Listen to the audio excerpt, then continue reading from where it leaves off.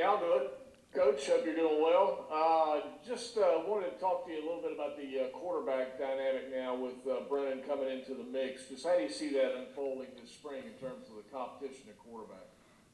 Well, I can't tell you how it's going to unfold. I mean, that's why we're practicing. But the quarterback position is the same as every position on the team. There's competition there, and excited, that we've been able to add an experienced player that has, the background in our offense that Brennan has. But, every position deserves competition. I think that's what brings out the best in these guys. And as you know, and as we saw last year, it's not just about who wins the starting job. It's about the development of everybody, because any of them could end up being our starter at any point in time. And this could go on for a while, referring to the quarterback job or any others. And I told the team this. The spring is a chance for us to grow, learn, get better. It positions you to be a starter going into fall camp, not going into the first game. And so there's a long time ahead of this thing, and I look forward to all the guys on the team competing this spring.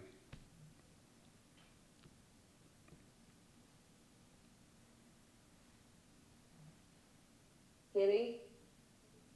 Yeah, Dave, you lost some really good linebackers, some generational linebackers, but you've got some guys coming back that have waited their turn, have bided their time, and that's kind of unusual in this day and age in college football.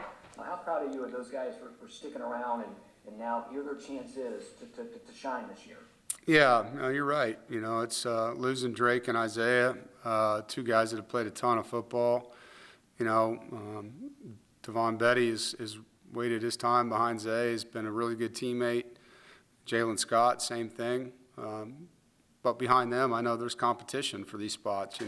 Nothing's going to be handed to them either. It's no different than the quarterback position. And I know Caden Fordham and Jordan Poole are two guys that look really good in the offseason program, and I'm excited to see them. Jalen Parker, another young man that's really changed his body, and they've been here now 2 years, helped us on special teams. And so it'll be exciting, at that position group competitively. And, again, it's going to take some time. You need to get these guys into a lot of reps so that you can see, where they're at. But you're right about guys not waiting around anymore. It's been unique here in a couple different. Last year, Jordan Houston was that guy that waited his turn behind Bam and Ricky, And so it's unique. I think it speaks to the culture of our program that guys are willing to do that and continue to develop and grow and find other ways to help us win until it's their time. And, this offseason's been fun, to see those guys step up and have a bigger voice, with the absence of Drake and Isaiah's. David? Hey, Dave. I wanted to ask you a little bit about Zach Myers. I know you guys were one of the first to really find him and recruit him. What was it about him that you felt fit so well for the program from a mentality-wise, and what is it about just kind of his personality that you were so drawn to? Christ School has been good to us now. Aiden White obviously came to us from there, and so once you get someone from any program, it leads you into not a pipeline, but just a little bit more info, on the upcoming players. And found out about Zach. He's a guy that plays both sides of the ball, had offers on both sides of the ball, very versatile athlete, can play multiple spots in the secondary, has really good ball skills, catching the ball on offense. Has the body type, the measurables that we look for. As you got into it and started, getting to know him, just really outgoing personality, caring human being, hard-working, competitive guy, multi-sport athlete as well, and really good family. His family story, David. I've been told you're doing a story on that, so I'll let you do that. But, he just fit all the things we were looking for, and we had to work hard to get him. He was a guy that ended up being a recruit that had a lot of options. Matt? Yeah, Coach, you got two new coaches on the offensive staff, and you moved a couple coaches to new position groups. Just how has that gone so far, and how has that transition been? Yeah, it's been great. I think Coach and I, exactly what I expected him to be, very creative, unique. You can see why he's a tough guy to coach against. You know, he knows his system. He also is open to learning things and evolving and getting to know his players, and spends a lot of time watching them, you know, studying them on film. Coach 2J's brought great energy to the O-line. You know, Coach Garrison did a great job here, and so he walked into a room that, you know, loved their former coach, and I think he's done a really good job of building his own relationships and teaching them new things and adding to their repertoire, giving them new tools. I'm excited to see those guys this spring coach, you know, in action. And so Coach Goebel and Coach Roper moved to other spots. I've seen Coach Roper in the quarterback room prior, and that's been most of his career. And so it brings a lot of experience as a teacher to that room. And then Coach Goebel's coached everything but O-line. If you look at his resume, you'll see that he's coached about everywhere. And being on special teams, he's got really good relationships already with our running backs. You know, he's coached those guys in that area for their entire careers. So he'll bring a lot of toughness to that group. I know that he'll be demanding. I'm excited to see what he can do, you know, to help those guys continue to grow. He's a really good motivator. And so time will tell, but, you know, all the signs are pointing in a good direction here, and the unity of that staff has been excellent. JC? You know, a lot of attention sometimes goes with transfers and recruits, but you look at it as Hayden Wilson might be your biggest off-season recruit. Yeah, I mean, anytime you get a guy back that has that kind of experience on your team, and we had a bunch of those last year, as you know, it means a lot. And Peyton's grown up so much as a person and a leader.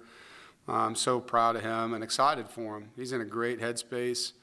He's doing a really good job just being himself, but also stepping out of his comfort zone a little bit and using his voice more. And I would have told you 4 years ago, it's probably his biggest fear is public speaking. You know, just seeing him now get in front of the team and talk when he needs to. He's done a great job with that. And so very proud of him, excited for the program to have someone of his caliber back, and, you know, praying that he's going to have the type of year that he wanted to have as his final season. James? Yeah, Dave, I joined a little late, so you may have already answered this, but you've had some turnover in the wide receiver room, graduation, transfer. Just how excited are you to see some of those younger guys this spring? Yeah, it's definitely a group that's worked hard.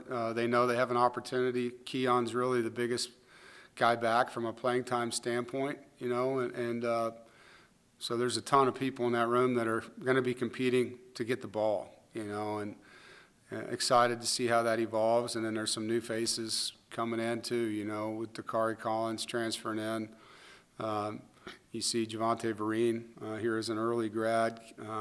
KC Conception here as an early grad. So there's a lot of competition for the football and the receiver H-back tight end rooms. And because of what we lost there, I think you're going to see some new faces, obviously, and some guys in some new roles. And then you have some guys that have played a little bit that are trying to play a lot. You know, you've got Anthony Smith, Josh Crabtree, Julian Gray, you know, guys that have been here that are Porter Rooks.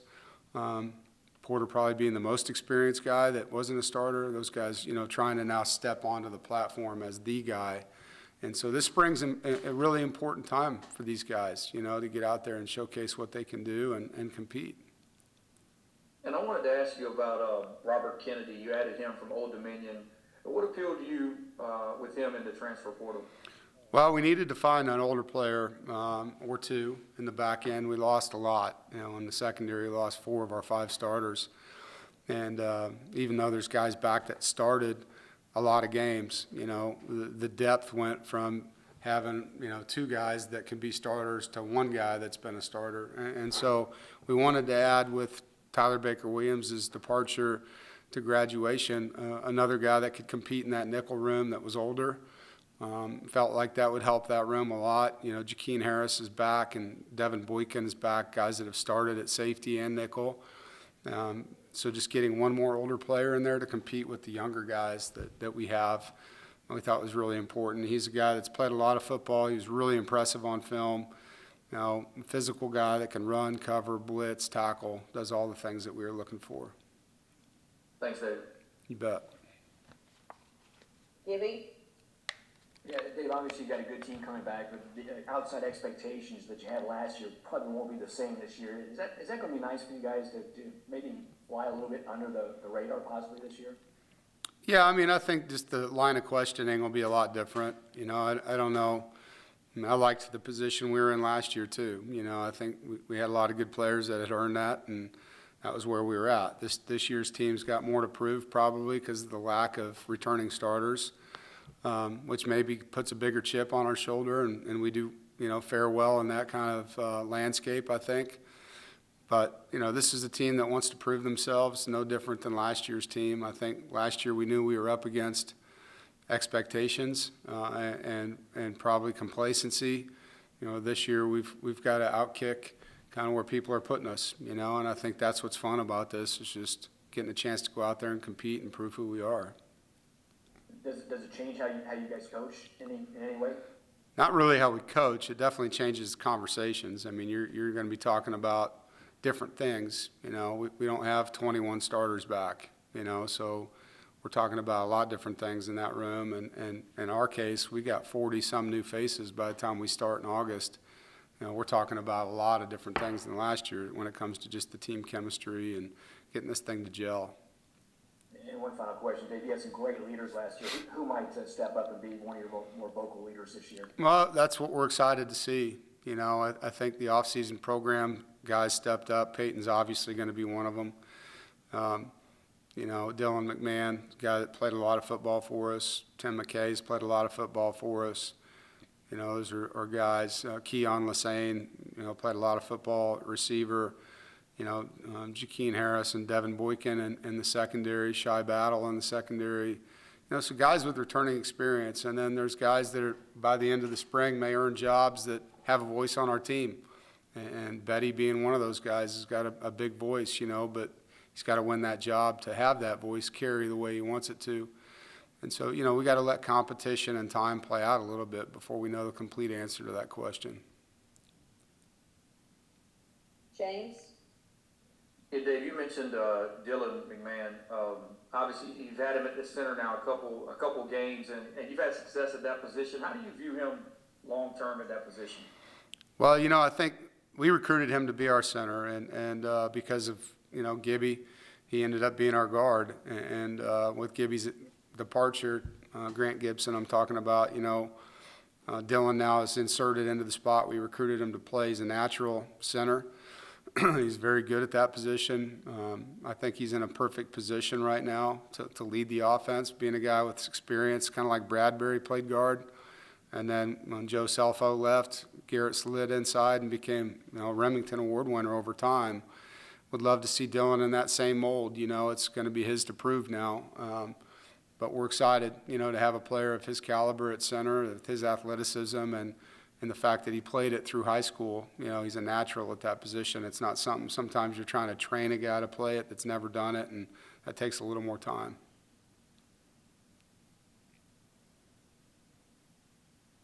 Chip, Yeah, Coach, we've had a chance, obviously, to be around MJ and Ben Finley these last years. Kind of got to know them a little bit, but don't know a lot about Brennan. And can you tell us a little bit about the young man you've gotten to know and just what you know, your thoughts about him? Well, it's a great room. You know, I think Ben and MJ, great personalities, great team guys. Fun watching them grow up over the last 12 months, both of them, and excited about the way that they're carrying themselves, and look forward to watching them both this spring and in the future. You know, Brennan's a competitor. He's tough, small town guy, very blue collar, hardworking, ultra competitive. You know, and the team runs all these competitions we do. He thrived. He loves to compete. You see that. He's quiet in how he goes about his business, but he's not quiet in how he works. He's a really hardworking guy that's got, you know, a very consistent way about himself. He's the same every day is what we've seen, just ultra competitive, treats people with respect. You know, I think he's quiet in how he talks to people, but he's earned the respect of the guys around him already. It's fun having someone that knows the offense, you know, as a player, because he's been very helpful, you know, going around with the other players. You can see he likes to serve others that way.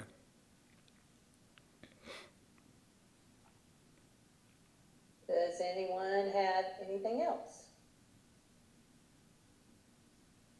All right, Coach, All right, thank guys. you. Thank you. Y'all have a good one.